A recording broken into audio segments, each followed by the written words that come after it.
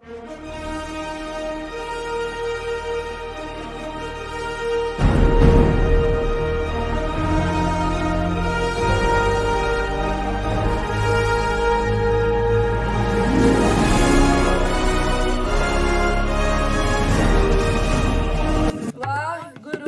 ਵਾਹਿਗੁਰੂ ਵਾਹਿਗੁਰੂ ਵਾਹਿਗੁਰੂ।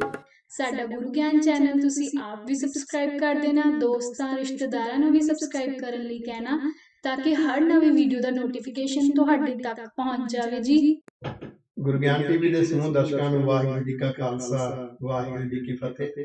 ਤੁਸੀਂ ਦੇਖ ਰਹੇ ਹੋ ਸਾਡਾ ਪ੍ਰੋਗਰਾਮ ਸੁਧਾਰ ਆਪਣੇ ਆਪ ਤੋਂ, ਇੰਪਰੂਵਮੈਂਟ ਬਿਗਿਨਸ ਵਿਦ ਆਈ।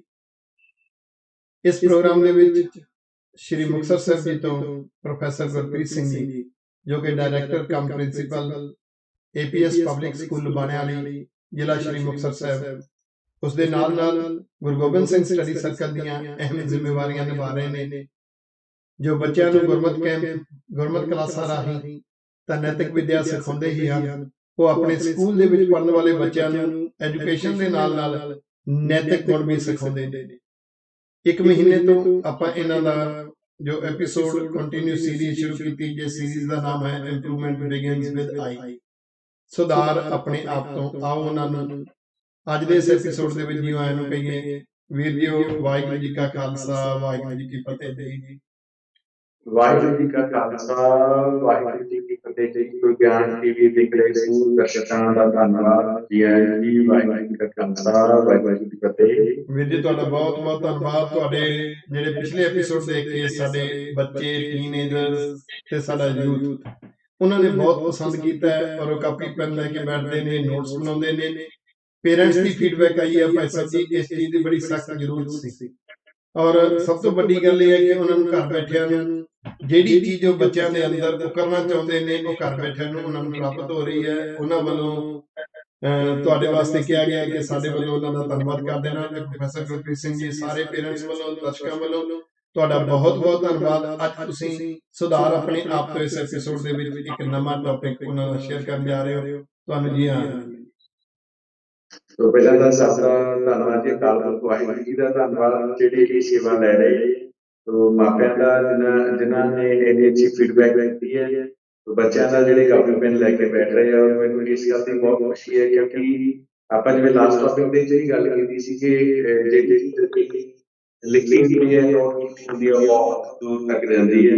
ਜਿਹੜੇ ਬੱਚੇ ਕਾਪੀ ਪੈਨ ਲੈ ਕੇ ਬੈਠ ਰਹੇ ਆ, ਇਹ ਤੁਸੀਂ, ਮੈਂ ਅੱਜ ਇਸ ਮਾਧਿਅਮ ਰਾਹੀਂ ਗੱਲ ਕਰਨੀ ਚਾਹੁੰਦਾ ਕਿ ਜਿਹੜੇ ਬੱਚਿਆਂ ਨੇ ਕਾਪੀ ਪੈਨ ਨੋਟ ਕਰਨਾ ਸਿੱਖ ਲਿਆ, ਕਾਪੀ ਪੈਨ ਲੈ ਕੇ ਨੋਟ ਕਰਨਾ ਸਿੱਖ ਲਿਆ, ਉਹ ਇੰਨੀ ਦੂਰ ਤੱਕ ਜਾਣਗੇ ਅਸੀਂ ਇਮੇਜਿਨ ਵੀ ਨਹੀਂ ਕਰ ਸਕਦੇ। ਉਹ ਬੁਲੰਦੀਆਂ ਛੂਹਣਗੇ। ਔਰ ਇਹ ਮੈਂ ਬਾਦਸ਼ਾਹ ਕੇ ਅਰਦਾਸ ਵੀ ਕਰਦਾ।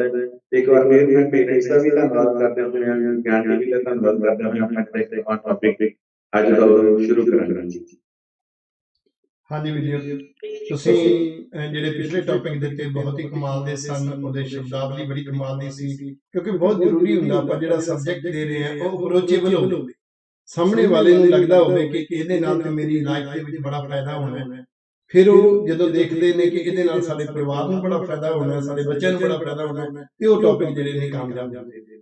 ਅੱਜ ਤੁਸੀਂ ਜੋ ਵੀ ਟੌਪਿਕ ਸਾਡੇ ਦਰਸ਼ਕਾਂ ਨਾਲ ਸ਼ੇਅਰ ਕਰਨਾ ਹੈ ਉਹ ਸ਼ੁਰੂ ਕਰ ਲਓ। ਧੰਨਵਾਦ ਜੀ। ਸੋ ਜੀ ਮੈਂ ਜਿਵੇਂ ਕਿ ਆਪਾਂ ਆਪਣੇ ਟੌਪਿਕ ਦਾ ਨਹੀਂ ਹੈ ਕਿ ਸੁਧਾਰ ਆਪਣੇ ਆਪ ਤੋਂ। ਤੋ ਜਿਵੇਂ ਕਿ ਅਸੀਂ ਹਰ ਵਾਰ ਇੱਕ ਸਟੋਰੀ ਤੋਂ ਇਹ ਗੱਲ ਸਾਂਝੀ ਕਰਦੇ ਹਾਂ, ਸਿੱਖਣ ਦੀ ਕੋਸ਼ਿਸ਼ ਕਰਦੇ ਹਾਂ ਕਿ ਅਸੀਂ ਆਪਣੇ ਜੀਵਨ ਦੇ ਵਿੱਚ ਕਿਸ ਤਰੀਕੇ ਦੇ ਨਾਲ ਸੁਧਾਰ ਕਰ ਸਕਦੇ ਹਾਂ। ਔਰ ਸੁਧਾਰ ਤਾਂ ਹੀ ਹੋਵੇਗਾ ਜੇਕਰ ਸਾਡੇ ਵਿੱਚ ਕਿਸੇ ਕਿਸਮ ਦਾ ਕੋਈ ਵਿਗਾੜ ਹੈ। ਜੇਕਰ ਅਸੀਂ ਆਪਾਂ ਕੋਈ ਵੀ ਚੀਜ਼ ਹੈ, ਜੇ ਆਪਾਂ ਕਹਿੰਦੇ ਇਸ ਚੀਜ਼ ਦਾ ਸੁਧਾਰ ਕਰਨਾ, ਸੁਧਾਰ ਤਾਂ ਹੀ ਕਰਨਾ ਜੇਕਰ ਉਹ ਕਿਸੇ ਕਿਸਮ ਦਾ ਕੋਈ ਵਿਗਾੜ ਹੈ। ਹੁਣ ਆਪਣੀਆਂ ਜਿਵੇਂ ਲਾਸਟ ਐਪੀਸੋਡ ਦੇ ਵਿੱਚ ਅਸੀਂ ਕੁਝ ਵਿਚਾਰਾਂ ਸਾਂਝੀਆਂ ਕੀਤੀਆਂ ਸੀ।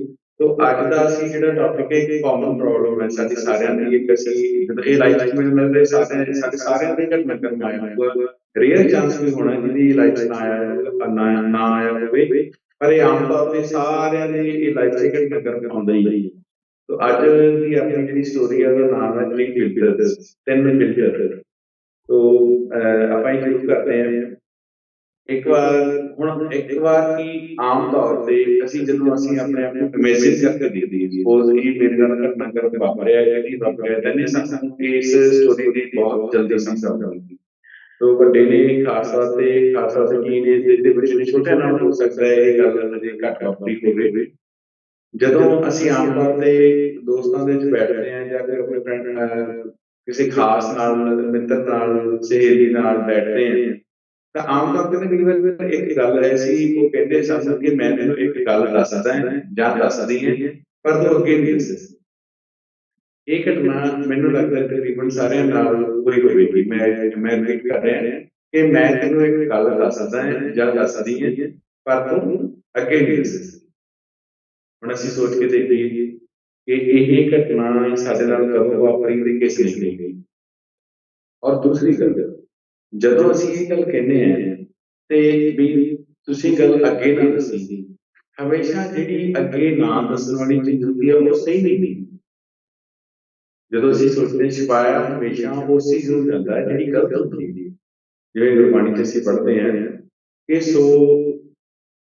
ਸੋ ਡਰੇ ਦੇ ਪਾਪ ਮਾਮ ਦਾ ਧਰਮੀ ਬਖਸ਼ੀਰ, ਜਾਂ ਅਸੀਂ ਉਹ ਚੀਜ਼ ਛੁਪਾਉਣ ਦੀ ਕੋਸ਼ਿਸ਼ ਕਰਦੇ ਹਾਂ ਜਿਹੜੀ ਚੀਜ਼ ਮਤਲਬ ਗਲਤ ਹੁੰਦੀ ਹੈ। ਆਮ ਤੌਰ ਤੇ ਉਹੀ ਚੀਜ਼ ਛੁਪਾਈ ਜਾਂਦੀ ਹੈ ਜੋ ਸਮਾਜ ਦੇ ਵਿੱਚ ਦੱਸਣ ਯੋਗ ਨਹੀਂ ਹੁੰਦੀ, ਜੋ ਗਲਤ ਹੁੰਦੀ। ਹੁਣ ਅਗਲੀ ਗੱਲ ਕਿ ਜਦੋਂ ਸਾਨੂੰ ਕੋਈ ਇਹ ਗੱਲ ਕਹਿੰਦਾ ਹੈ ਕਿ ਮੈਂ ਤੈਨੂੰ ਇੱਕ ਗੱਲ ਦੱਸਦਾ ਜਾਂ ਦੱਸਦੀ ਹਾਂ ਤੁਸੀਂ ਅੱਗੇ ਨਹੀਂ ਦੱਸੇ ਤਾਂ ਸਾਡਾ ਤੇ ਕੀ ਰਿਐਕਸ਼ਨ ਹੁੰਦਾ? ਅਸੀਂ ਉੱਥੇ ਕੀ ਕਰਦੇ ਹਾਂ? ਅਸੀਂ ਬਹੁਤ ਜਲਦੀ ਕਹਿੰਦੇ ਹਾਂ ਕਿ ਹਾਂਜੀ ਠੀਕ ਹੈ ਕਿ ਮੈਨੂੰ ਤੁਸੀਂ ਗੱਲ ਜਲਦੀ ਦੱਸੋ, ਮੈਂ ਅੱਗੇ ਨਹੀਂ ਦੱਸਾਂਗਾ ਜਾਂ ਦੱਸਾਂ। ਕਿਉਂਕਿ ਨਾ ਸਾਨੂੰ ਸੁਣਨ ਦੇ ਵਿੱਚ, ਨਿੰਦਿਆ ਸੁਣਨ ਦੇ ਵਿੱਚ, ਗਲਤ ਗੱਲ ਸੁਣਨ ਦੇ ਵਿੱਚ ਸਾਨੂੰ ਰਸ ਬਹੁਤ ਆਉਂਦਾ, ਸਾਨੂੰ ਸਵਾਦ ਆਉਂਦਾ। ਆਓ ਆਪਾਂ ਦੇਖੀਏ ਕਿਤੇ ਮੈਨੂੰ ਗੰਦੀਆਂ ਗੱਲਾਂ ਸੁਣ ਕੇ, ਗੰਦੇ ਕੰਮ ਕਰਕੇ ਰਸ ਤਾਂ ਨਹੀਂ ਆਉਂਦਾ, ਸਵਾਦ ਤਾਂ ਨਹੀਂ ਆਉਂਦਾ। ਜੇ ਇਹ ਆਉਂਦਾ ਹੈ ਤਾਂ ਫਿਰ ਮੇਰੇ ਵਿੱਚ ਵਿਗਾੜ ਹੈ, ਫਿਰ ਮੈਨੂੰ ਸੁਧਾਰ ਕਰਨ ਦੀ ਲੋੜ ਹੈ, ਆਪਣਾ ਸੁਧਾਰ ਕਰਨ ਦੀ ਲੋੜ ਹੈ। ਤਾਂ ਆਓ ਆਪਾਂ ਮਹਿਸੂਸ ਕਰੀਏ ਕਿ ਅਸੀਂ ਇਸ ਚੀਜ਼ ਦਾ ਸੁਧਾਰ ਕਿਵੇਂ ਕਰ ਸਕਦੇ ਹਾਂ। ਜਿਵੇਂ ਮੈਂ ਪਹਿਲਾਂ ਵੀ ਜ਼ਿਕਰ ਕੀਤਾ ਕਿ ਆਪਣੀ ਸਟੋਰੀ ਦਾ ਨਾਮ ਹੈ 3 ਫਿਲਟਰਸ 10 ਫਿਲਟਰ। ਤਾਂ ਆਪਾਂ ਜਦੋਂ ਵੀ ਸਾਨੂੰ ਕੋਈ ਇਹ ਗੱਲ ਕਹਿੰਦਾ ਕਿ ਮੈਂ ਤੈਨੂੰ ਇੱਕ ਗੱਲ ਦੱਸਣੀ ਹੈ ਪਰ ਤੂੰ ਅੱਗੇ ਨਹੀਂ ਦੱਸਣੀ ਤਾਂ ਦੈਨ ਅਸੀਂ ਉਹਨੂੰ ਕੁਐਸਚਨ ਕਰਨਾ। ਦੇਖੋ ਜੇ ਸੁਧਾਰ ਕਰਨਾ ਚਾਹੁੰਦੇ ਹਾਂ ਤਾਂ ਇਹ ਕੁਐਸਚਨ ਕਰਨਾ ਸ਼ੁਰੂ ਕਰੀਏ। ਜੇ ਕੁਐਸਚਨ ਕਰਾਂਗੇ ਤਾਂ ਸਾਡੇ ਵਿੱਚ ਤਾਂ ਜਿੱਥੇ ਸੁਧਾਰ ਹੋਣਾ ਹੀ ਹੋਣਾ। ਜਿਹੜਾ ਸਾਨੂੰ ਉਹ ਗੱਲ ਦੱਸਣ ਦੀ ਕੋਸ਼ਿਸ਼ ਕਰ ਰਿਹਾ ਹੈ ਤੇ ਉਹ ਵੀ ਮਤਲਬ ਉਹਦੇ ਉਸ ਵਿੱਚ ਵੀ ਸੁਧਾਰ ਹੋਵੇਗਾ। ਉਹ 3 ਫਿਲਟਰ ਕਿਹੜੇ ਨੇ? ਅਸੀਂ ਉਹਨੂੰ ਪਹਿਲਾਂ ਅਸੀਂ ਜਦੋਂ ਕਿਸੇ ਨੇ ਸਾਨੂੰ ਇਹ ਗੱਲ ਕਹੀ ਤੇ ਅਸੀਂ ਨਾਲ ਦੀ ਨਾਲ ਉਹਨੂੰ ਕੁਐਸਚਨ ਕਰਨਾ। ਉਹ ਕੁਐਸਚਨ ਕਿਹੜਾ ਹੈ ਕਿ ਵੀਰ ਜੀ, ਭੈਣ ਜੀ, ਮੈਂ ਤੁਹਾਡੀ ਗੱਲ ਸੁਣ ਲੈਂਦਾ ਹਾਂ ਜਾਂ ਸੁਣ ਲੈਂਦੀ ਹਾਂ ਪਰ ਕੀ ਜੋ ਤੁਸੀਂ ਮੈਨੂੰ ਗੱਲ ਦੱਸ ਰਹੇ ਹੋ ਇਸ ਨੂੰ ਆਪਾਂ ਨਾ 3 ਫਿਲਟਰਸ ਦੇ ਵਿੱਚ ਨਹੀਂ ਲਗਾਵਾਂਗੇ। ਜੇ ਤਾਂ ਇਹ ਉਹਨਾਂ ਫਿਲਟਰਸ ਦੇ ਵਿੱਚ ਦੀ ਇੱਕ ਵੀ ਫਿਲਟਰ ਦੇ ਵਿੱਚ ਦੀ ਇਹ ਗੱਲ ਲੰਘ ਗਈ ਤਾਂ ਆਪਾਂ ਇਹਨੂੰ ਸੁਣਾਂਗੇ, ਅਦਰਵਾਈਜ਼ ਨਹੀਂ ਸੁਣਾਂਗੇ। ਤੇ ਉਹ ਦੇਖੋ ਜੇ ਤੁਸੀਂ ਇਹ ਗੱਲ ਕਹੋਗੇ ਨਾ ਮੈਨੂੰ 3 ਫਿਲਟਰਸ ਦੇ ਵਿੱਚ ਦੀ ਗੱਲ ਨੂੰ ਲੰਘਾਵਾਂਗੇ ਤੇ ਉਹ ਜਸਟ ਉੱਥੇ ਇੱਕ ਸਰਪ੍ਰਾਈਜ਼ ਹੋਊਗਾ ਕਿ ਇਹ ਕੀ ਗੱਲ ਹੋਈ। ਮੈਂ ਤਾਂ ਇੱਕ ਗੱਲ ਦੱਸਣੀ ਹੈ ਤੇ ਇਹ ਕਹਿੰਦਾ ਮੈਂ ਫਿਲਟਰ ਲਗਾਉਂਗਾ। ਉਹ ਫਿਲਟਰ ਕਿਹੜੇ ਹੈ? ਸੋ ਅਸੀਂ ਕੁਐਸਚਨ ਕਰਨਾ ਪਹਿਲਾਂ ਕਿ ਪਹਿਲਾ ਫਿਲਟਰ ਹੈ ਸਾਡਾ ਕਿ ਜੋ ਤੁਸੀਂ ਮੈਨੂੰ ਗੱਲ ਦੱਸਣੀ ਹੈ ਜਾਂ ਜੋ ਤੁਸੀਂ ਮੈਨੂੰ ਗੱਲ ਦੱਸਣਾ ਚਾਹੁੰਦੇ ਹੋ ਕਿ ਇਹ ਗੱਲ ਸੱਚੀ ਹੈ, ਮੀਨਸ ਕਿ ਤੁਹਾਨੂੰ ਇਹ ਗੱਲ ਕਨਫਰਮ ਹੈ ਜਿਹੜੀ ਤੁਸੀਂ ਮੈਨੂੰ ਗੱਲ ਦੱਸਣੀ ਹੈ ਵੀ ਇਹ ਗੱਲ ਸੱਚੀ ਹੈ। ਆਮ ਤੌਰ ਤੇ 99% ਕੈਟਾਗਰੀਜ਼ ਇਹ ਕਹਿਣਗੀਆਂ ਕਿ ਨਹੀਂ ਜੀ ਸਾਨੂੰ ਤਾਂ ਇਹ ਆਪ ਅੱਗੋਂ ਪਤਾ ਲੱਗੀ ਹੈ, ਮੀਨਸ ਕਿ ਸਾਡੇ ਕੋਲੋਂ ਵੀ ਅੱਗੇ ਤੋਂ ਆਈ ਹੈ ਪਤਾ। ਹੁਣ ਇਟ ਮੀਨਸ ਕੀ ਹੋ ਗਿਆ ਕਿ ਇਸ ਗੱਲ ਨੇ ਪਹਿਲਾਂ ਫਿਲਟਰ ਕ੍ਰਾਸ ਨਹੀਂ ਕੀਤਾ, ਮੀਨਸ ਕਿ ਇਹ ਗੱਲ ਤੁਹਾਡੇ ਕੋਲ ਜੇ ਅੱਗੋਂ ਆਈ ਹੈ ਇਟ ਮੀਨਸ ਇਹ ਸੱਚੀ ਵੀ ਹੋ ਸਕਦੀ ਹੈ, ਇਹ ਝੂਠੀ ਵੀ ਹੋ ਸਕਦੀ ਹੈ। ਜੇ ਉਹ ਕਹਿੰਦਾ ਹਾਂਜੀ ਬਿਲਕੁਲ ਕਨਫਰਮ ਹੈ, ਮੈਂ ਅੱਖੀ ਦੇਖਿਆ, ਕੰਨੀ ਸੁਣਿਆ, ਆਮ ਤੌਰ ਕਈ ਵਾਰ ਤਾਂ ਅੱਖੀ ਦੇਖਿਆ ਤੇ ਕੰਨੀ ਸੁਣਿਆ ਵੀ ਗਲਤ ਹੋ ਜਾਂਦਾ। ਉਹ ਉਸ ਬਾਰੇ ਵੀ ਆਪਾਂ ਫਿਊਚਰ ਦੇ ਵਿੱਚ ਇਹ ਗੱਲ ਕਰਾਂਗੇ ਕਿ ਅੱਖੀ ਦੇਖਿਆ ਵੀ ਕਿਵੇਂ ਗਲਤ ਹੋ ਜਾਂਦਾ ਜਾਂ ਕੰਨੀ ਸੁਣਿਆ ਵੀ ਕਿਵੇਂ ਗਲਤ ਹੋ ਜਾਂਦਾ ਹੈ। ਤਾਂ ਅਸੀਂ ਬੈਨੀਫਿਟ ਆਫ ਡਾਊਟ ਘੱਟ ਲੈਂਦੇ ਹਾਂ। ਸੋ ਮੈਂ ਰਿਪੀਟ ਕਰਾਂ ਉਸੇ ਗੱਲ ਨੂੰ ਕਿ ਜੇਕਰ ਹੁਣ ਅਸੀਂ ਉਹਨੂੰ ਕੁਐਸਚਨ ਕੀਤਾ ਜਦੋਂ ਕਿ ਇਹ ਗੱਲ ਸੱਚੀ ਹੈ ਇਹ ਝੂਠੀ ਹੈ, ਜੇ ਤਾਂ ਉਹਨੇ ਕਿਹਾ ਆਈ ਐਮ ਕਨਫਰਮ ਕਿ ਸੱਚੀ ਹੈ ਦੈਨ ਉਹ ਸੈਕੰਡ ਫਿਲਟਰ ਲਾਵਾਂਗੇ ਆਪਾਂ। ਸੈਕੰਡ ਫਿਲਟਰ ਕਿਹੜਾ ਹੈ ਕਿ ਕੀ ਇਹ ਗੱਲ ਚੰਗੀ, ਮੀਨਸ ਜੋ ਤੁਸੀਂ ਮੈਨੂੰ ਗੱਲ ਦੱਸਣੀ ਹੈ ਇਹ ਚੰਗੀ ਗੱਲ ਹੈ ਕਿ ਗੰਦੀ ਗੱਲ ਹੈ। ਆਮ ਤੌਰ ਤੇ 99% ਜਿਹੜੀਆਂ ਇਕਾਂਤਵਾਸ ਵਿੱਚ ਜਾਂ ਜਦੋਂ ਇਹ ਗੱਲ ਕਹੀ ਜਾਂਦੀ ਹੈ ਕਿ ਮੈਂ ਤੈਨੂੰ ਕੋਈ ਗੱਲ ਦੱਸਣੀ ਹੈ ਪਰ ਤੂੰ ਅੱਗੇ ਨਹੀਂ ਦੱਸਣੀ, ਇਹ ਆਮ ਤੌਰ ਤੇ ਇਹ ਗੱਲ 99% ਇਹ ਗੱਲ ਗੰਦੀ ਹੁੰਦੀ ਹੈ, ਚੰਗੀ ਨਹੀਂ ਹੁੰਦੀ। ਤੁਸੀਂ ਤਜਰਬਾ ਕਰਕੇ ਦੇਖੋ, ਜਦੋਂ ਮੈਨੂੰ ਕਿਸੇ ਨੇ ਇਹ ਗੱਲ ਕਹੀ ਹੈ ਕਿ ਮੈਂ ਤੈਨੂੰ ਇੱਕ ਗੱਲ ਦੱਸਣੀ ਹੈ ਪਰ ਤੂੰ ਅੱਗੇ ਨਹੀਂ ਦੱਸਣੀ, ਉਹ ਗੱਲ ਚੰਗੀ ਸੀ ਕਿ ਗੰਦੀ ਸੀ? ਉਹ ਕਿਸੇ ਦੀ ਨਿੰਦਿਆ ਚੁਗਲੀ ਤਾਂ ਨਹੀਂ ਸੀ। ਹੁਣ 99% ਜਦੋਂ ਲੋਕਾਂ ਨੇ ਇਹ ਗੱਲ ਕਿਹਾ, ਹੁਣ ਤੁਸੀਂ ਸੋਚ ਕੇ ਦੇਖੋ ਜੀ ਵੀ ਯਾਰ ਉਹ ਕਹੂਗਾ ਜਾਂ ਉਹ ਕਹੂਗੀ ਕਿ ਨਹੀਂ ਗੱਲ ਵੀ ਗੰਦੀ ਹੈ, ਅੱਛੀ ਗੱਲ ਵੀ ਨਹੀਂ। ਚਲੋ ਫਿਰ ਉਹਨਾਂ ਦਾ ਤੀਸਰਾ ਫਿਲਟਰ, ਚਲੋ ਵੀ ਗੱਲ ਮੰਨ ਲਓ ਵੀ ਗੰਦੀ ਹੈ, ਤੇ ਕੀ ਇਸ ਗੱਲ ਦਾ, ਹੁਣ ਤੀਸਰਾ ਫਿਲਟਰ ਹੈ, ਕੀ ਇਸ ਗੱਲ ਦਾ ਮੇਰੀ ਜ਼ਿੰਦਗੀ 'ਚ ਕੋਈ ਉਪਯੋਗ, ਕੋਈ ਫਾਇਦਾ ਹੈਗਾ? ਜੀ ਤਾਂ ਹੈ ਤੇ ਮੈਂ ਸੁਣ ਲੈਂਦਾ, ਤੇ ਜੇ ਨਹੀਂ ਹੈ ਫਿਰ ਮੈਂ ਨਹੀਂ ਸੁਣਦਾ ਜਾਂ ਨਹੀਂ ਸੁਣਦੀ। ਹੁਣ ਤੁਸੀਂ ਦੇਖੋ ਵੀ ਇਹ ਤਿੰਨ ਚੀਜ਼ਾਂ ਹੈ। ਪਹਿਲਾ ਫਿਲਟਰ ਕਾਹਦਾ? ਸੱਚ ਦਾ, ਕੀ ਇਹ ਗੱਲ ਸੱਚੀ ਹੈ। ਦੂਸਰਾ ਫਿਲਟਰ ਕਾਹਦਾ? ਕੀ ਇਹ ਗੱਲ ਚੰਗੀ ਹੈ। ਤੀਸਰਾ ਫਿਲਟਰ ਕੀ ਹੈ? ਵੈਸੇ ਤਾਂ ਜਿਹੜੀ ਗੱਲ ਗੰਦੀ ਹੋਵੇ ਉਹ ਕਿਸੇ ਦੇ ਵੀ ਫਾਇਦੇਮੰਦ ਨਹੀਂ ਹੁੰਦੀ, ਪਰ ਫਿਰ ਵੀ ਆਪਾਂ ਤੀਸਰਾ ਫਿਲਟਰ ਇਹ ਲਾਇਆ ਕਿ ਜੇਕਰ ਇਹ ਗੱਲ ਸੱਚੀ ਵੀ ਹੈ ਹਨਾ, ਤੇ ਜਦੋਂ ਦੂਸਰੀ ਗੱਲ ਤੁਸੀਂ ਸਮਝਦੇ ਹੋ ਵੀ ਇਹ ਗੱਲ ਵੀ ਚੰਗੀ ਨਹੀਂ ਹੈਗੀ, ਤੇ ਕੀ ਮੇਰਾ ਫਾਇਦਾ ਹੈਗਾ ਇਹਦੇ ਵਿੱਚ? ਆਮ ਤੌਰ ਤੇ ਉਹ ਗੱਲ ਕਹੇਗਾ ਨਹੀਂ ਫਾਇਦਾ ਨਹੀਂ ਕੋਈ। 99% ਤੁਸੀਂ ਵੇਖੋ ਕਿਉਂਕਿ ਗੰਦੀਆਂ ਗੱਲਾਂ ਦਾ ਕਦੇ ਵੀ ਲਾਈਫ 'ਚ ਫਾਇਦਾ ਨਹੀਂ। ਹੁਣ ਅਸੀਂ ਇਹ ਇਮੇਜਿਨ ਕਰਕੇ ਦੇਖੀਏ ਕਿ ਜਦੋਂ ਵੀ ਕੋਈ ਇਨਸਾਨ ਸਾਨੂੰ ਇਹ ਗੱਲਾਂ ਕਹਿੰਦਾ ਕਿ ਮੈਂ ਤੈਨੂੰ ਇੱਕ ਗੱਲ ਦੱਸਣੀ ਹੈ ਪਰ ਅੱਗੇ ਨਹੀਂ ਦੱਸਣੀ, ਤਾਂ ਇਹਦਾ ਮਤਲਬ ਇਹ ਹੈ ਕਿ ਉਹਨੂੰ ਵੀ ਪਹਿਲੀ ਗੱਲ ਤਾਂ ਅੱਗੋਂ ਪਤਾ ਲੱਗ ਗਿਆ ਇਹ ਗੱਲ ਕਨਫਰਮ ਨਹੀਂ ਹੈਗੀ ਸੱਚੀ ਹੈ ਜਾਂ ਝੂਠੀ ਹੈ। ਕਿਉਂਕਿ ਨਾ ਅਸੀਂ ਜਦੋਂ ਗੰਦੀਆਂ ਗੱਲਾਂ ਸੁਣਦੇ ਹਾਂ, ਨਿੰਦਾ ਸੁਣਦੇ ਹਾਂ, ਤਾਂ ਸਾਨੂੰ ਨਾ ਇਹ ਨਿੰਦਾ ਸੁਣ ਕੇ ਜਾਂ ਕਿਸੇ ਬਾਰੇ ਕੋਈ ਗੰਦੀ ਗੱਲ ਕਰਕੇ ਸਾਨੂੰ ਬੜਾ ਇੱਕ ਉਹ ਹੁੰਦਾ ਹੈ ਸਵਾਦ। ਤੇ ਇਹ ਸੱਚ ਜਾਣੋ ਜੀ, ਜਦੋਂ ਅਸੀਂ ਕਿਸੇ ਦੀਆਂ ਬੁਰੀਆਂ ਗੱਲਾਂ ਸੁਣਨੀਆਂ ਸ਼ੁਰੂ ਕਰ ਦਿੰਦੇ ਹਾਂ ਤੇ ਉਹਨੂੰ ਡਿਸਕਸ਼ਨ ਕਰਨਾ ਸ਼ੁਰੂ ਕਰਦੇ ਹਾਂ, ਪੈਸਾ ਦੀ ਬੜੀ ਪਿਆਰੀ ਗੱਲ ਕਹਿੰਦੇ ਨੇ ਕਿ ਇਹ ਸਾਰਾ ਕੁਝ ਬ੍ਰਹਿਮੰਡ ਦੇ ਵਿੱਚ ਚਲਾ ਜਾਂਦਾ ਹੈ। ਜਦੋਂ ਬ੍ਰਹਿਮੰਡ ਦੇ ਵਿੱਚ ਚਲਾ ਜਾਂਦਾ ਤੇ ਉਹ ਐਕਸ਼ਨ ਦਾ ਰਿਐਕਸ਼ਨ ਕਿਤੇ ਨਾ ਕਿਤੇ ਸਾਡੇ ਦੀ ਆ ਜਾਂਦੇ ਨੇ। ਆਪੇ ਵੀ ਆਪੇ ਹੀ ਕਾਹਲ ਵਰਤਮਾਨ ਬਣਦਾ। ਸੋ ਆਓ ਆਪਾਂ ਕਦੇ ਵੀ ਬੁਰੀਆਂ ਗੱਲਾਂ ਨੂੰ ਨਾ ਸੁਣੀਏ। ਜਦੋਂ ਵੀ ਸਾਨੂੰ ਕੋਈ ਇਸ ਤਰੀਕੇ ਦੀ ਗੱਲ ਰਹੇਗਾ ਤਾਂ ਅਸੀਂ ਉਸ ਨੂੰ ਇਹ ਫਿਲਟਰ ਦੇ ਰਾਹੀਂ ਉਹਦੇ ਵਿੱਚ ਹੀ ਲਗਾਵਾਂਗੇ ਤੇ ਦੈਨ ਹੀ ਅਸੀਂ ਉਸ ਗੱਲ ਦੀ ਸੁਣਨਾ। ਜਦੋਂ ਅਸੀਂ ਇਹ ਕੰਮ ਕਰ ਲਿਆ ਤਾਂ ਤੁਸੀਂ ਦੇਖੋਗੇ ਕਿ ਤੁਹਾਡੀ ਲਾਈਫ ਦੇ ਵਿੱਚ ਕਿੰਨੇ ਲੋਕ ਐਸੇ ਮਿਸ ਹੋ ਜਾਣਗੇ ਜਾਂ ਕਿੰਨੇ ਲੋਕ ਐਸੇ ਤੁਹਾਨੂੰ ਇਹ ਇਸ ਤਰ੍ਹਾਂ ਦੀਆਂ ਗੱਲਾਂ ਕਰਨੀਆਂ ਛੱਡ ਦੇਣਗੇ। ਔਰ ਸੱਚ ਜਾਣੋ ਜੀ, ਤੁਹਾਡੇ ਦੋਸਤ, ਤੁਹਾਡੀਆਂ ਸਹੇਲੀਆਂ ਉਹ ਸਿਰਫ ਉਹ ਹੀ ਬਣਦੇ ਜਾਣਗੇ ਜਿਨ੍ਹਾਂ ਦੀ ਤੁਹਾਨੂੰ ਤੁਹਾਡੀ ਸੰਗਤ ਉਹ ਲੋਕ ਹੀ ਕਰਦੇ ਜਾਣਗੇ, ਜਾਂ ਉਹ ਆਪਣੇ ਆਪ ਵਿੱਚ ਸੁਧਾਰ ਕਰਦੇ ਜਾਣਗੇ ਤੇ ਜਾਂ ਉਹ ਤੁਹਾਨੂੰ ਛੱਡ ਦੇਣਗੇ। ਔਰ ਗੁਰਬਾਣੀ 'ਚ ਅਸੀਂ ਪੜ੍ਹਦੇ ਹਾਂ ਕਿ ਸਾਡੇ ਮਿੱਤਰ ਉਹੀ ਨੇ ਜਿਹੜੇ ਸਾਨੂੰ ਚੰਗੀਆਂ ਗੱਲਾਂ ਸੁਣਾਉਂਦੇ ਨੇ। ਸਾਡਾ ਦੋਸਤ ਆਪਣੀ ਡਾਇਰੀ ਤੇ ਨਾ ਇਹ ਵੱਡਾ ਕਰਕੇ ਆਪਾਂ ਸਾਰੇ ਬੱਚਿਆਂ ਨੂੰ ਬੇਨਤੀ ਕਰਦਾ ਹੈ, ਆਪਣੀ ਡਾਇਰੀ ਤੇ ਇਹ ਗੱਲ ਬਹੁਤ ਵੱਡੀ ਕਰਕੇ ਲਿਖ ਲਈਏ ਕਿ ਸੱਚਾ ਦੋਸਤ ਉਹ ਹੁੰਦਾ ਹੈ, ਸੱਚਾ ਮਿੱਤਰ ਉਹ ਹੁੰਦਾ ਹੈ ਜਿਸ ਨੂੰ ਮਿਲ ਕੇ ਸਾਡੀ ਬੁਰੀ ਮੱਤ, ਸਾਡੀ ਗੰਦੀ ਮੱਤ ਦੂਰ ਹੁੰਦੀ ਹੈ। ਬਾਣੀ ਜਿਸ ਅਸੀਂ ਪੜ੍ਹਦੇ ਹਾਂ ਨਾ, ਜਿੰਨਾ ਦਸੰਦੜਿਆਂ ਦੁਰਮਤ ਵੰਨੇ ਮਿੱਤਰ ਸਾਡੇ ਸੀ। ਉਹ ਸਾਡੇ ਦੋਸਤ ਨੇ, ਉਹ ਸਾਡੇ ਮਿੱਤਰ ਨੇ ਜਿਨ੍ਹਾਂ ਨੂੰ ਮਿਲ ਕੇ ਸਾਡੀ ਦੁਰਮਤ ਭਾਵ ਬੁਰੀ ਮੱਤ, ਗੰਦੀ ਮੱਤ, ਸਾਡੀ ਬੁਰੀ ਮੱਤ, ਗੰਦੀ ਮੱਤ ਦੂਰ ਹੁੰਦੀ ਹੈ। ਸਾਡੇ ਅੰਦਰ ਅਵਗੁਣ ਜਿਹੜੇ ਹੈਗੇ ਆ ਉਹ ਦੂਰ ਹੁੰਦੇ ਆ ਤੇ ਗੁਣ ਸਾਡੇ ਵਿੱਚ ਆਉਂਦੇ ਆ। ਉਹ ਸਾਡੇ ਅੱਛੇ ਦੋਸਤ ਜੀ। ਇੱਕ ਮੈਂ ਹੋਰ ਛੋਟੀ ਜਿਹੀ ਗੱਲ, ਅੱਛੇ ਦੋਸਤ ਤੇ ਬੁਰੇ ਦੋਸਤ ਦੀ ਮੈਂ ਐਗਜ਼ਾਮਪਲ ਇਹ ਸਾਂਝੀ ਕਰਨੀ ਚਾਹੁੰਦਾ ਕਿ ਇਸੇ ਸਟੋਰੀ ਦੇ ਨਾਲ ਹੀ ਰਿਲੇਟਡ ਹੈ, ਇਸ ਨੂੰ ਉਹਦੇ ਨਾਲ ਹੀ ਕੋਰਿਲੇਟ ਕਰਨਾ ਕਿ ਤੁਸੀਂ ਦੇਖੋਗੇ ਸਾਡੇ ਸੱਚੇ ਦੋਸਤ ਕੌਣ ਨੇ ਜਾਂ ਸਾਡੇ ਬੁਰੇ ਦੋਸਤ ਕੌਣ ਨੇ। ਉਹ ਦੇਖੋ ਦੋਸਤ ਦਾ ਮਤਲਬ ਕਿਸੇ ਕਿਸੇ ਨਾ ਬੜਾ ਪਿਆਰੇ ਹੈ ਦੋ ਸੱਚ ਮਤਲਬ ਦੋ ਸੱਚ, ਜਦੋਂ ਦੋ ਸੱਚ ਆਪਸ ਵਿੱਚ ਜੁੜਦੇ ਆ ਉਹ ਸਹੀ ਦੋਸਤ। ਹੁਣ ਕਈ ਵਾਰ ਕੀ ਹੁੰਦਾ ਹੈ ਕਿ ਜੇਕਰ ਅਸੀਂ ਆਇਡੈਂਟੀਫਾਈ ਕਰਕੇ ਆਉਂਦੇ ਹਾਂ ਕਿ ਅਸੀਂ ਸਭ ਨੂੰ ਆਪਣਾ ਅੱਛਾ ਦੋਸਤ ਕਿਉਂਕਿ ਇੱਕ ਅੱਛਾ ਦੋਸਤ ਦਿਲ ਦੇ ਨਾਲ ਸਾਡੇ ਵਿਚਾਰ ਆਉਂਦੇ ਆ ਜਿਹਦੇ ਨਾਲ ਸਾਡਾ ਵਾਰ-ਵਾਰ ਮਿਲਣ ਠੀਕ ਲੱਗਦਾ ਹੈ। ਹੁਣ ਅਸੀਂ ਜਦੋਂ ਉਹ ਸਾਡੇ ਨਾਲ ਬੈਠਦਾ ਜਾਂ ਬੈਠਦੀ ਹੈ ਉਦੋਂ ਅਸੀਂ ਕਿਸ ਤਰ੍ਹਾਂ ਦੀ ਗੱਲ ਕਰਦੇ ਹਾਂ। ਦੇਖੋ ਜੇ ਤਾਂ ਉਸ ਦੋਸਤ ਨਾਲ, ਉਸ ਸਹੇਲੀ ਨਾਲ ਬੈਠ ਕੇ ਤੁਹਾਡਾ ਚੰਗੇ ਕੰਮ ਕਰਨ ਨੂੰ ਜੀ ਕਰਦਾ ਹੈ, ਤੁਹਾਨੂੰ ਚੰਗਾ ਕੰਮ ਕੀ ਹੁੰਦਾ, ਚੰਗਾ ਮਤਲਬ ਤੁਹਾਡੇ ਚੰਗੇ ਕੰਮ ਕਰਨ ਨੂੰ ਜੀ ਕਰਦਾ ਹੈ, ਜਿਵੇਂ ਤੁਹਾਡਾ ਨਿੰਦਰੇ ਕਰਨ ਨੂੰ ਜੀ ਕਰਦਾ ਹੈ, ਤੁਹਾਨੂੰ ਅੱਛੇ ਗਾਣੇ ਸੁਣਨ ਨੂੰ ਜੀ ਕਰਦਾ ਹੈ, ਅੱਛੇ ਮੂਵੀਜ਼ ਵੇਖਣ ਨੂੰ ਜੀ ਕਰਦਾ ਹੈ, ਗੁਰਦੁਆਰਾ ਸਾਹਿਬ ਜਾਣ ਨੂੰ ਜੀ ਕਰਦਾ ਹੈ, ਸਾਡਾ ਕੀਰਤਨ ਸੁਣਨ ਨੂੰ ਜੀ ਕਰਦਾ ਹੈ, ਸਾਡਾ ਹਰਿਮੰਦਰ ਸਾਹਿਬ ਜਾਣ ਨੂੰ ਜੀ ਕਰਦਾ ਹੈ। ਮੀਨਸ ਕਿ ਸਾਡੇ ਮਨ ਵਿੱਚ ਚੰਗੇ ਖਿਆਲ ਹੁੰਦੇ ਆ, ਮਾਪਿਆਂ ਦੀ ਸੇਵਾ ਕਰਨ ਦਾ ਖਿਆਲ ਹੁੰਦਾ ਹੈ, ਬੁਰੇ ਕੰਮ ਨਾ ਕਰਨ ਦਾ ਖਿਆਲ ਹੁੰਦਾ ਹੈ। ਇਹਦਾ ਮਤਲਬ ਕੀ ਹੋ ਗਿਆ, ਉਹ ਸਾਡਾ ਸ਼ੈਸ਼ਨ, ਉਹ ਚੰਗੀ ਸੰਗਤ ਉਹ ਸਾਡਾ ਪਹਿਲਾਂ ਕਹਿੰਦੇ ਜਿਹਨਾਂ ਦਾ ਬੰਦੜਿਆ ਦੌਰ ਮੰਨੇ। ਔਰ ਇੱਕ ਗੱਲ ਹੋਰ ਦੇਖਦੇ, ਜਿਹੜਾ ਸੱਚਾ ਹੋਣਾ ਉਹ ਕਦੇ ਵੀ ਤੁਹਾਨੂੰ ਬੁਰਾ ਕਰਨ ਨੂੰ ਪ੍ਰੇਰਨਾ ਨਹੀਂ ਕਰਦਾ, ਬੁਰਾ ਕਰਨ ਤੋਂ ਰੋਕੇਗਾ। ਉਹ ਤਾਂ ਸਖਤੀ ਨਾਲ ਕੋਈ ਵੀ ਕਹਿ ਸਕਦਾ ਕਿ ਤੁਸੀਂ ਇਹ ਕੰਮ ਨਹੀਂ ਕਰਨਾ ਜਾਂ ਇਹ ਕੰਮ ਕਰਦਾ ਤਾਂ ਮੈਂ ਕਦੇ ਵੀ ਨਹੀਂ ਕਰਨਾ। ਤੁਹਾਡਾ ਸੱਚਾ ਜੋ ਹਮੇਸ਼ਾ ਤੁਹਾਨੂੰ ਬੁਰਾ ਕਰਦਾ ਤੇ ਇਹਦੇ ਉਹਦੇ ਵਿੱਚ ਬਾਈ ਸੱਚੀ ਰਹੇਗੀ। ਮੈਂ ਜਾਂਦੇ ਦੋਸਤ ਨੂੰ ਜ਼ਿਆਦਾ ਡਿਫਾਈਨ ਨਹੀਂ ਕਰਦਾ, ਇਹ ਤਾਂ ਬਿਲਕੁਲ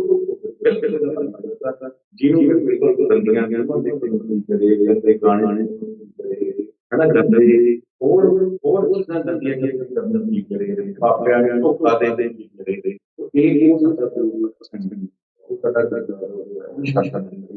ਜਾਂ ਉਹਨੂੰ ਸਾਨੂੰ ਪ੍ਰੇਰਿਤ ਕਰਕੇ ਉਸ ਦਾ ਵੀ ਸੁਧਾਰ ਕਰਦਾ ਜਾਂ ਆਓ ਇਹਨਾਂ ਦੇ ਕਰੀਏ ਕਿ ਜਦੋਂ ਸਾਡਾ ਇੱਕ ਇਹ ਵੀ ਹੋਣਾ ਚਾਹੀਦਾ। ਦੂਸਰੀ ਗੱਲ, ਅਸੀਂ ਹਮੇਸ਼ਾ ਉਹ ਕਰੀਏ ਜਿਹੜੇ ਸਾਨੂੰ ਹਮੇਸ਼ਾ ਚੰਗੇ ਕੰਮ ਕਰਨ ਨੂੰ ਪ੍ਰੇਰਿਤ ਕਰਦੇ ਆ। ਔਰ ਸੱਚ ਜਾਣਦੇ ਜੀ, ਜਿਹੜਾ ਕੋਈ ਦੋਸਤ ਸਾਨੂੰ ਜਿਸ ਜਿਹਨੂੰ ਤੁਹਾਨੂੰ ਮਿਲ ਸੰਬੰਧ ਨਹੀਂ ਕਰੇ, ਬਾਹਰ ਕਰੇ, ਅੱਛੇ ਕੰਮ ਕਰੇ, ਤਾਂ ਉਸ ਨੂੰ ਕਦੇ ਵੀ ਨਾ ਛੱਡੋ। ਉਸ ਨੂੰ ਕਦੇ ਵੀ ਕਿਸੇ ਦੇ ਜੋ ਮਨਕੀ ਹੋਵੇ, ਜੈਸੇ ਬੇਸ਼ੱਕ ਉਹਦਾ ਸੁਭਾਅ ਕਿੰਨਾ ਵੀ ਸਾਨੂੰ ਸਖਤ ਕਿਉਂ ਨਾ ਲੱਗਦਾ ਹੋਵੇ, ਪਰ ਸੱਚ ਜਾਣਦੇ ਉਹਦੀ ਵੀ ਕੋਈ ਸਖਤੀ ਹੈ, ਉਹ ਸਾਨੂੰ ਸਾਡਾ ਸਾਨੂੰ ਬਹੁਤ ਸਾਡੀ ਲਾਈਫ ਵਿੱਚ ਇੰਪਰੂਵਮੈਂਟ ਇਹ ਜੇਕਰ ਅਸੀਂ ਜ਼ਿਆਦਾ ਤੇ ਨਾਲ ਚੰਗੇ ਤੇ ਬੁਰੇ ਦੋਸਤ ਦੀ ਬਹੁਤ ਅੱਛੇ ਵੀਰ ਜੀ। ਦੇਖੋ ਅੱਜ ਸੰਸਾਰ ਅੰਦਰ ਚੰਗੇ ਕੰਮ ਵੀ ਹੋ ਰਹੇ ਨੇ ਤੇ ਚੰਗੇ ਕੰਮ ਕਰਨ ਦੇ ਮਿਸ਼ਨ ਤੇ ਤੁਰਨ ਵਾਲੇ ਲੋਕ ਵੀ ਹਨ, ਪਰ ਜਦੋਂ ਚੰਗੇ ਕੰਮਾਂ ਦਾ ਡਿਸਟਰਕਟਿਵ ਕ੍ਰਿਟਿਸਾਈਜ਼ ਹੋਏਗਾ, ਇੱਥੇ ਮੈਂ ਸਾਡੇ ਦਰਸ਼ਕਾਂ ਨੂੰ ਵਿਸ਼ੇਸ਼ ਤੌਰ ਤੇ ਵਿਦੇਸ਼ਾਂ ਦੇ ਵਿੱਚ ਜਿਹੜੇ ਇੱਥੋਂ ਦੇ ਬਹੁਤ ਬੱਚੇ ਨੇ, ਸਾਡਾ ਟੀਨੇਜਰਸ ਨੇ, ਸਾਡਾ ਯੂਥ ਹੈ, ਉਹਨਾਂ ਨੂੰ ਮੈਂ ਦੱਸਣਾ ਚਾਹਾਂਗਾ, ਜਦੋਂ ਵੀਰ ਜੀ ਇਹ ਸ਼ਬਦ ਵਰਤਦੇ ਸੀ ਨਾ ਕਿ ਗੰਦੀਆਂ ਵਿਚਾਰਾਂ, ਗੰਦੀਆਂ ਗੱਲਾਂ, ਉਹਦੇ ਮਤਲਬ ਹੈ ਡਿਸਟਰਕਟਿਵ ਕ੍ਰਿਟਿਸਾਈਜ਼। ਕਿਉਂਕਿ ਚੰਗਾ ਕੰਮ ਕਰਨ ਵਾਲੇ ਦਾ ਜੋ ਤਸਵੀਰ ਬਣਨੀ ਚਾਹੀਦੀ ਹੈ ਉਹਦੇ ਚੰਗੇ ਕੰਮਾਂ ਦੀ, ਉਸ ਨੂੰ ਧੁੰਦਲੀ ਕਰ ਦਿੱਤੀ ਜਾਂਦੀ ਹੈ ਡਿਸਟਰਕਟਿਵ ਕ੍ਰਿਟਿਸਾਈਜ਼ ਦੇ ਨਾਲ। ਜਦੋਂ ਕੋਈ ਬੰਦਾ, ਤਿੰਨ ਤਰ੍ਹਾਂ ਦੇ ਬੰਦੇ ਇਸ ਸੰਸਾਰ ਵਿੱਚ ਰਹਿੰਦੇ ਨੇ ਗੁਰਪ੍ਰੀਤ ਸਿੰਘ ਜੀ। ਇੱਕ ਉਹ ਜਿਹੜੇ ਤੁਹਾਡੇ ਤੋਂ ਜੈਲਸ ਕਰਦੇ ਸਦਾ ਰਹਿਣਗੇ, ਹਰ ਬੰਦੇ ਤੋਂ ਜੈਲਸ ਕਰਨ ਵਾਲੇ ਰਹਿਣਗੇ, ਮੁਠੀਕ ਭਰ ਹੋਣਗੇ। ਦੂਸਰੇ ਹੋਣਗੇ ਜਿਹੜੇ ਤੁਹਾਡੇ ਤੋਂ ਨਫ਼ਰਤ ਕਰਦੇ ਹੋਣਗੇ, ਉਹ ਵੀ ਹਰ ਇੱਕ ਬੰਦੇ ਦੇ ਹੁੰਦੇ ਨੇ, ਗੁਰੂ ਸਾਹਿਬਾਨਾਂ ਦੇ ਵੀ ਸੀ, ਵੱਡੀਆਂ ਸ਼ਖਸੀਅਤਾਂ ਦੇ ਵੀ ਸਨ।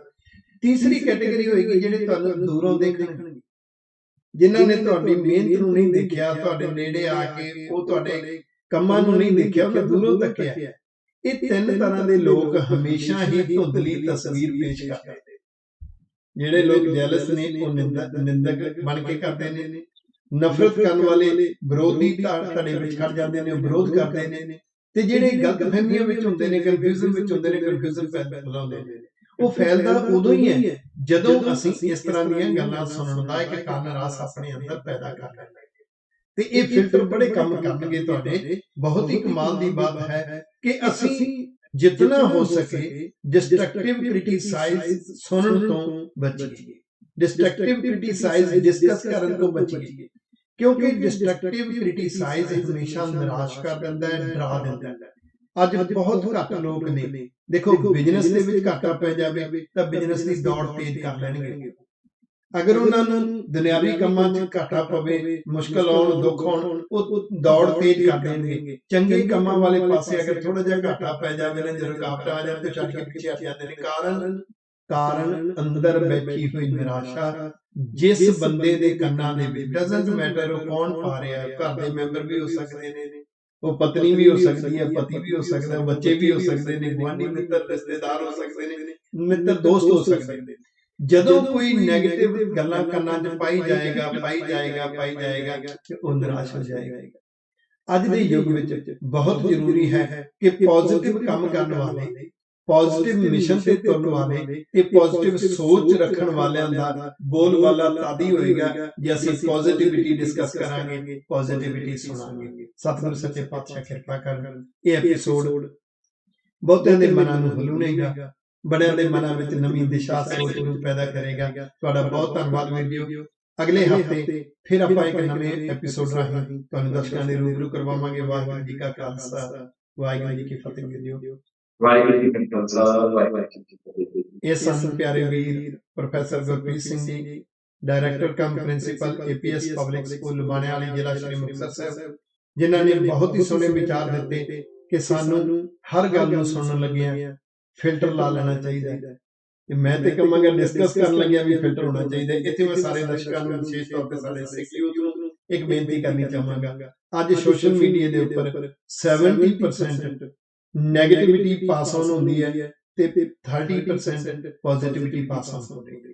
ਸਾਰੇ ਦਰਸ਼ਕ ਜਿਨ੍ਹਾਂ ਨੂੰ ਇਹ ਚੰਗਾ ਲੱਗਿਆ, ਅੱਜ ਤੋਂ ਬਾਅਦ ਇੱਕ ਪ੍ਰਣ ਕਰੀਏ ਕਿ ਮੈਂ ਕੋਈ ਵੀ ਨੈਗੇਟਿਵ ਜਿਹੜੀ ਪੋਸਟ ਹੈ ਉਸ ਨੂੰ ਲਾਈਕ ਨਾ ਕਰਾਂ, ਉਸ ਨੂੰ ਫਾਰਵਰਡ ਨਾ ਕਰਾਂ। ਜਦੋਂ ਕੋਈ ਤੁਹਾਡੀ ਪ੍ਰੋਫਾਈਲ ਤੇ ਆ ਕੇ ਦੇਖੇ, ਤੁਹਾਡੀ ਪ੍ਰੋਫਾਈਲ ਤੇ ਤੁਹਾਡੀਆਂ ਅਪਲੋਡਡ ਪੋਸਟਸ ਦੇਖੇ, ਤਾਂ ਉਹਨੂੰ ਪਤਾ ਲੱਗੇ ਕਿ ਇਹ ਤੇ ਕਮਾਲ ਦੀਆਂ ਪੋਜ਼ਿਟਿਵਿਟੀ ਨੂੰ ਸੰਭਾਲੀ ਬੈਠਾ ਹੈ। ਜਿਵੇਂ ਮੱਖੀਆਂ ਇੱਕ ਸ਼ਹਿਦ ਦਾ ਛੱਤਾ ਤਿਆਰ ਕਰ ਦਿੰਦੀਆਂ ਨੇ, ਇਸੇ ਤਰ੍ਹਾਂ ਤੁਹਾਡੇ ਇਹ ਛੋਟੇ ਛੋਟੇ ਬਣਾਏ ਹੋਏ ਅਸੂਲ ਅੱਜ ਫੇਸਬੁੱਕ ਦੇ ਉੱਪਰ ਵੀ ਪੋਜ਼ਿਟਿਵਿਟੀ 70% ਆ ਸਕਦੀ ਹੈ ਜੇ ਅਸੀਂ ਥੋੜਾ ਜਿਹਾ ਸੁਚੇਤ ਹੋਈਏ।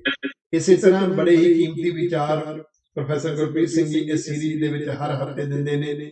ਮੈਂ ਸਾਰੇ ਦਰਸ਼ਕਾਂ ਨੂੰ ਇੱਕ ਬੇਨਤੀ ਕਰਾਂ ਕਿ ਜਿਨ੍ਹਾਂ ਨੇ ਹਾਲੇ ਤੱਕ ਸਾਡਾ ਇਹ ਗੁਰਗਿਆਨ ਟੀਵੀ YouTube ਤੋਂ ਸਬਸਕ੍ਰਾਈਬ ਨਹੀਂ ਕੀਤਾ, ਉਹ ਪਲੀਜ਼ ਸਬਸਕ੍ਰਾਈਬ ਕਰ ਲੈਣਾ ਤੇ ਕੋਸ਼ਿਸ਼ ਕਰਨੀ, ਸਾਡੀ ਫ੍ਰੀ ਐਪ ਹੈ ਗੁਰਗਿਆਨ, ਇਹ ਐਪ ਡਾਊਨਲੋਡ ਕਰ ਲੈਣੀ ਤੇ ਜਿੰਨੀਆਂ ਵੀ ਵੀਡੀਓਜ਼ ਨੇ, ਜਿੰਨੇ ਵੀ ਪ੍ਰੋਗਰਾਮ ਨੇ ਤੁਹਾਡੇ ਮੋਬਾਈਲ 'ਚ ਹੋਣਗੇ, ਜਿਸ ਵੇਲੇ ਮਰਜ਼ੀ ਤੁਸੀਂ ਉਹ ਲਾਹਾ ਪ੍ਰਾਪਤ ਕਰ ਸਕਦੇ ਹੋ। ਤੁਹਾਡਾ ਸਾਰਿਆਂ ਦਾ ਧੰਨਵਾਦ।